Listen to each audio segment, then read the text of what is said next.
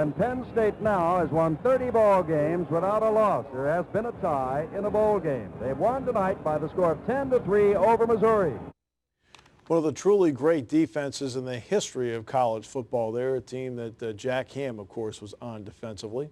And you look at that team, they won it over Missouri in the Orange Bowl 10-3, and that was a great moment in Penn State history. Now, another great defense has to step up to the plate here. Let's talk about defensive leadership, because I think there's a lot of it on this side of the ball, Phil. Oh, especially Devin Still has just done a remarkable job. I think he's played and has shown leadership just as good as anyone recently on the Penn State football team, and he's really taken his play up to another level. I think he's put himself in a position where come April of next year, he could be a top 15 pick in the NFL draft. There's no question about that. Now let's talk about linebacker play. You get into a game with a guy like Taylor Martinez, who runs the option effectively. The roles of Gerald Hodges, Glenn Carson, and Nate Stupar. Oh, they're going to be critical in this football game. There's no question about it, Steve. Hodges is in some situations is probably going to have to mirror image and spy on Taylor Martinez, because let's face some reality. His best asset on the football field is running the read option. And if they must control that defensively to be effective against Cornhuskers offense. No question. Now you get to the defensive line. They can close off the middle in such a way where they have to force Rex Burkhead outside. That's a plus. Oh, yeah.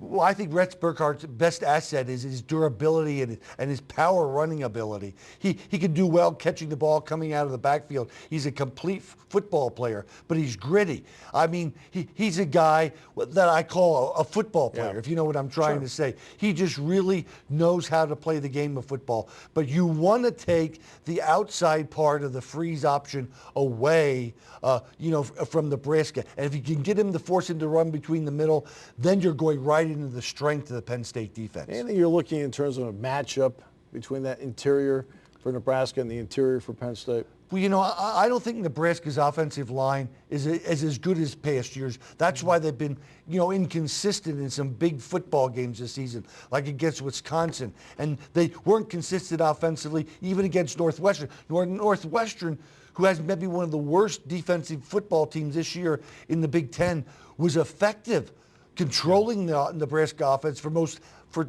almost two-thirds of that football game, Steve. No question about that. Now, let's get to Martinez and Burkhead and the role of the defensive ends in trying to defend this. You must make Taylor Martinez make a decision quickly when they run the read option. And that will be the responsibility of Jack Crawford and Sean Stanley. The defensive ends must get penetration and force Taylor Martinez to make a decision with what he wants to do with the football, Steve, before he gets to the edge. Taylor Martinez has 3 career 200-yard passing games. The third one was last week in 289 yards against Northwestern. What about the tail of the tape between the Nebraska wideouts and passing game and what Penn State has in the secondary? Let's take a quick look at that. Nebraska offensively in their tail of the tape, 34.7 points a game, Phil. Penn State just gives up 12. 412 yards total to 282 for Penn State. Here's the big one, 238 rushing for Nebraska. Penn State gives up just 112. Well, what Penn State's defense must do is force Nebraska's offense to throw the football when they want them to throw the football. You must control their running game with no question about it.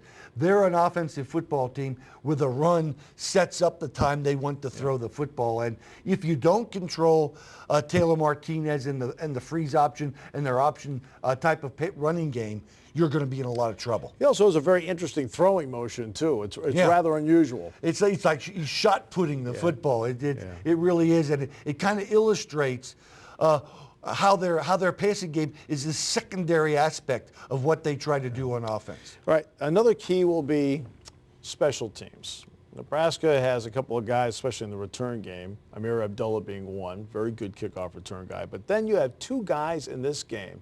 You're going to have Anthony Farah and Brett Maher, who both do all 3 things for their teams. Maher, of course, kickoff, placements, punts, same thing with Farah. Tail of the tape, how about a comparison between Anthony Farah and Brett Maher? You can see right there what they've done. 12 of 14 for Anthony Marr, 15 of 18, both perfect on extra points, just more chances for Marr. Punts, Marr coming off a big game against Northwestern, got up to 45.5.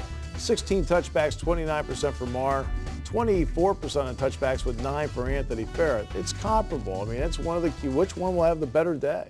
You know, Anthony Ferret is an individual that's done this for the first time since 1975 at Penn State. I don't think I've ever encountered a game where both kickers from both teams do all three things. Yeah. And I'll tell you, Penn State special teams is going to be critical in this football game because Penn State doesn't score 35 points a game like Nebraska. They must win or be equal in the kicking game to have success against Nebraska on Saturday, Steve. Let's get to the return part of it because Chaz Powell has had moments, strong moments, kickoff return for a touchdown, 92-yard kickoff return against Purdue, that big 56-yard kickoff return against Northwestern when they needed it after he had fumbled. And then Amir Abdullah, the return guys and the cover guys become very important. You know, I think Chaz Powell kind of with Amir Abdullah kind of cancel each other out. The area, field position is going to be critical in this football game. The area where I would like to see improvement in Penn State special teams play is with the punt return. They haven't been consistent. I think one punt return over 20 yards this year so far. That's the area. If they can improve in that area, give this offense, which struggled at times, good field position, it could mean a lot in this football game. In some ways, is it a, quote, tailor-made matchup for the Penn State defense? I think it is. I think it is because the strength of the Nebraska offense pits itself against the strength of this Penn State defense. And I think defensively, Penn State's a better football team than Nebraska is offensively as a football team.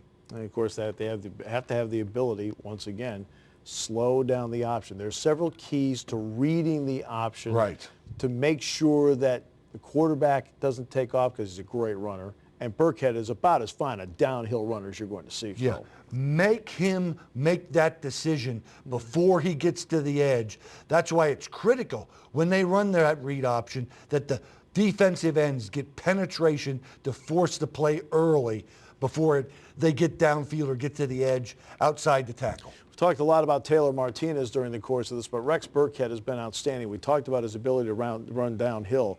951 yards rushing this season, 12 touchdowns. He also has a couple of touchdowns receiving this season. They effectively use him out of the backfield to do things. Altogether in his career, Burkhead has 25 touchdowns rushing. He is tough.